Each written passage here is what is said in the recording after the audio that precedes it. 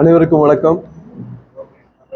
நான் கோவை மாவட்ட ஐக்கிய ஜமாத்தின் தலைவர் ஏஆர் பஷீர் அகமது பேசுகிறேன்.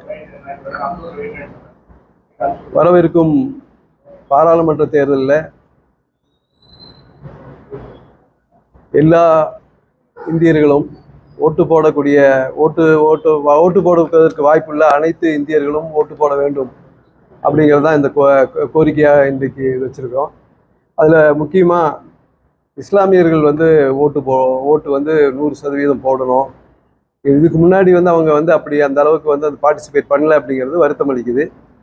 அதனால் இது ஒரு விழிப்புணர்வு ப்ரெஸ் மீட்டாக வச்சு அவங்கள 100% ஓட்டு போட வைக்கணும் அப்படிங்கிறதான் இது ஜனநாயக கடமையாற்றணும். இப்போ நேற்று நான் ஒரு தொழுகை ப்ரேயர் ப்ரேயர் முடிச்சுட்டு வெளியே போகும்போது ஒரு சுவையான இது பார்த்தேன். எப்படின்னா, ஒரு சைடு பூரா தலைவர்கள்லாம் நின்று ஓட்டு கேட்குறாங்க, இன்னொரு சைடு பிச்சை கேட்டுட்டு பூரா இது பண்ணுறாங்க. இப்படி பார்க்கும்போது என்னென்னா, அவ்வளவு வலிமையான பூரா அந்த ஓட்டுங்கிறது அவ்வளோ வலிமையானதுங்கிறது அப்போ தான் புரியுது.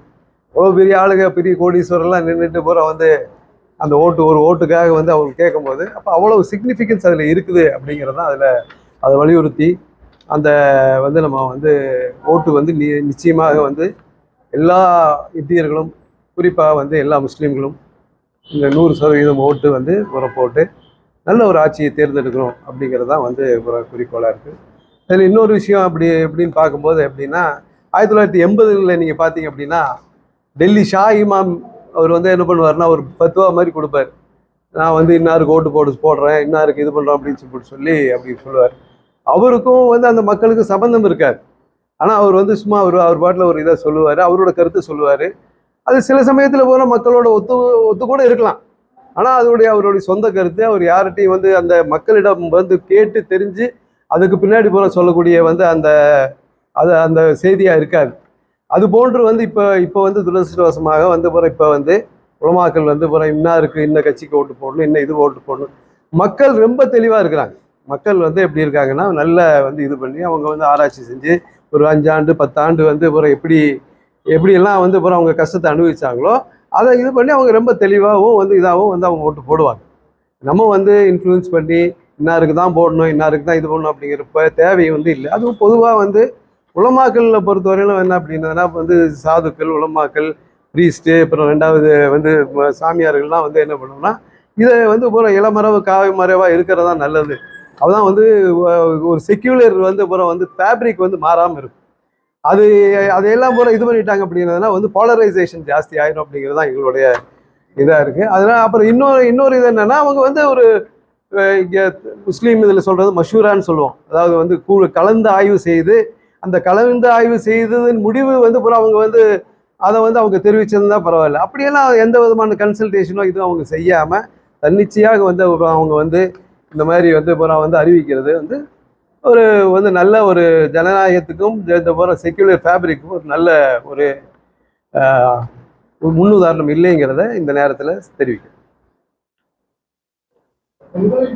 நிச்சயமாக இல்லை. ஏன்னா மக்கள் ரொம்ப தெளிவாக இருக்கிறாங்க.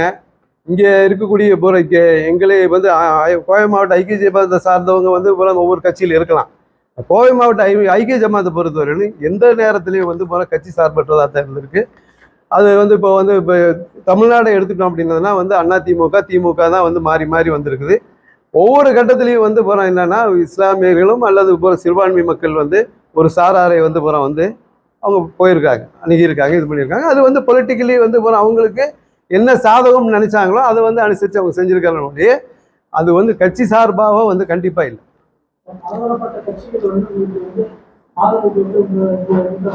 நிச்சயமா வருவாங்க. ஜமாத்து போற என்னன்னா, சிந்திச்சு நீங்க போற உங்களுக்கு ஒரு இன்புட்ஸ் இருக்கு. மக்களுக்கு நீங்க என்னன்னா, இப்ப முந்தி மாதிரி இல்லை. சோசியல் மீடியா இருக்கு, இது இருக்கு, அது இருக்கு. அப்புறம் அவங்க பாதிக்கப்படுறாங்க. ஒவ்வொரு இதுலயும் என்னன்னா, ஒவ்வொரு இது நெஞ்சில வலி இருக்கு. அந்த வலியின் காரணமா தான் அவங்களுக்கு போற அந்த முடிவு எடுப்பாங்க இல்லையே. ஒரு இன்னாரு போற சொல்லித்தான் போற அவங்க முடிவு எடுக்கணுங்கிற அவசியம் மக்களுக்கு கிடையவே கிடையாது. சும்மா அது ஒரு சூப்பர்ஃபிஷியலா நம்ம நினைச்சுக்கிறோம். எல்லாம அது ஒரு இன்ஃப்ளூயன்ஸா இருக்காதுங்கிறதா எங்களுடைய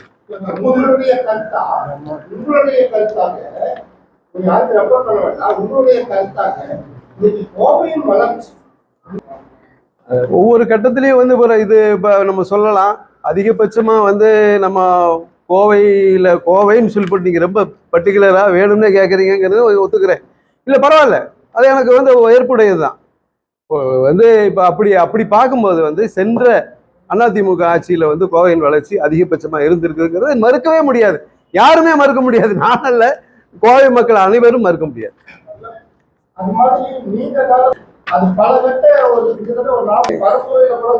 இல்லைங்க, வந்து எப்படின்னா நம்ம வந்து இப்ப இன்னைக்கு வந்து யதார்த்தத்தை பேசலாம். இன்றைக்கு வந்து பெரும்பான்மையா இருக்கக்கூடிய இந்துக்கள் அவங்க நினைச்சா கூட வந்து ஒரு வந்து மயானத்தை உருவாக்குறது கஷ்டம். ஏன்னா எல்லாரும் வந்து ஆட்சேபனை பண்ண போறாங்க. அப்ப அந்த நேரத்துல வந்து என்னன்னா வந்து அதிமுக ஒரு இது கொடுத்தாங்க. இன்னைக்கு வந்து வந்து திமுக கூட வந்து ஒரு கபிரிஸ்தானை கொடுத்துருக்காங்க. அது வந்து பேலன்சிங் இதுதான், பேலன்சிங் ஆக்ட் தான். அதை நாம வந்து அவங்களுக்கு நன்றி செலுத்தணும், இவங்களுக்கு நன்றி சொல்லணும், அவ்வளவுதான். அப்படி அந்த மாதிரி வந்து ஆதரவு கொடுக்க வேண்டிய நிர்பந்தம் வந்து மக்களுக்கு இல்லைங்க. ஏன்னா அவங்களுக்கே வந்து சுயமா வந்து அவங்க சிந்திக்கக்கூடிய வந்து தன்மை இருக்கு. அதை வந்து நீங்க வந்து அதை மதிக்கணும். ரெண்டாவது வந்து அதுக்கு விட்டுறணும். அதுதான் வந்து ஒரு காட்டாறு வெள்ளம் போகுதுன்னு வச்சுக்கோங்க, நீங்க அதை தடுக்க முடியுமா? யார் தடுக்க முடியும்? அது மாதிரி இன்னைக்கெல்லாம் வந்து எப்படின்னா ரொம்ப பெரிய விழிப்புணர்வு இருக்கு. நம்ம வந்து சொல்லக்கூடிய நம்ம வந்து இந்த பிரஸ் மீட் நடத்துறதுக்கு காரணம் என்ன அப்படின்னா, மக்கள் 100% ஓட்டு போடணும். அதுவும் வந்து முஸ்லீம்கள் ஓட்டு போடணும். அதுவும் மாநகரத்துல இப்ப வந்து கிராமங்கள்ல நீங்க பாத்தீங்கன்னா 75% 80% ஈஸியா வந்துருது. நகரங்கள்ல வந்து இந்த மக்கள் என்ன பண்றாங்கன்னா வந்து சோசியல் மீடியாவிலையும் அதுலயும் இதுலயும் வந்து ரொம்ப பொலிட்டிக்கல் பார்ட்டிசிபேஷன் இருக்கிற மாதிரி நினைக்கிறான் வழியே, அவன் வந்து ஓட்டு போடுறதுக்கு அவன் வர்றதில்லை. 60% 55% தான் வந்து மாநகரங்கள்ல இருக்கு. இது தவறானது. அது வந்து எல்லா மக்களும் வந்து அதை புரிஞ்சு ஓட்டு போடணுங்கிறாங்க.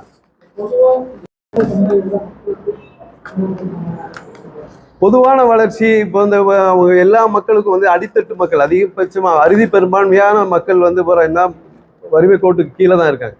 அந்த வறுமை கோட்டுக்கு கீழே இருக்கக்கூடிய மக்களுக்கு வந்து அவங்களுக்கு வந்து விலைவாசி, அவங்க வேலை வாய்ப்பு, அப்புறம் வந்து இன்ஃப்ராஸ்ட்ரக்சர் வந்து டெவலப்மெண்ட்ஸ், இதெல்லாம் வந்து தேவைப்படுது.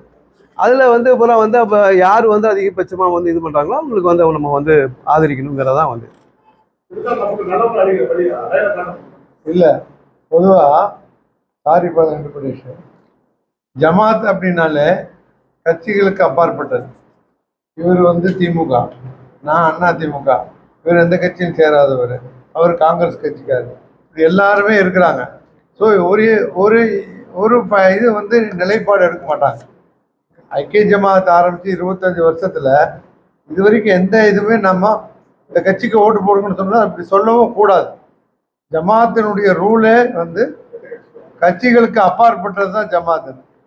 லாஸ்ட் டைம் வந்து கூட 21 அவர் எடப்பாடி பழனிசாமி வந்து சீஃப் மினிஸ்டர் இருக்கிறப்போ வந்தார்.